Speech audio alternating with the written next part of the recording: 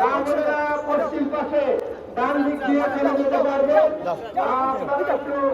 এইদিকে যাওয়া যাবে, ওনাদের যাওয়ার জন্য সুযোগ করে দেবে। যারা আমাদের দায়িত্বে আছেন, দায়িত্বশীল ভাইরা মা বোনদের যাওয়ার জন্য রাস্তা করে দেবে এবং তাদের যাওয়ার জন্য সহযোগিতা করবে। যারা ভাইরা আছেন তারা নামাজে দাঁড়িয়ে যাবেন।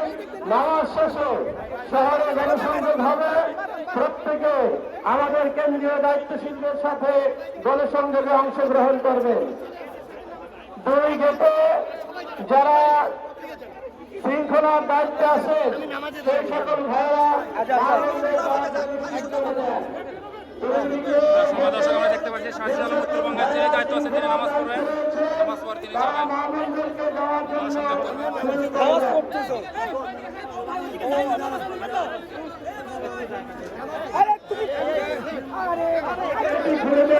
ডান পাশে পশ্চিম পাশে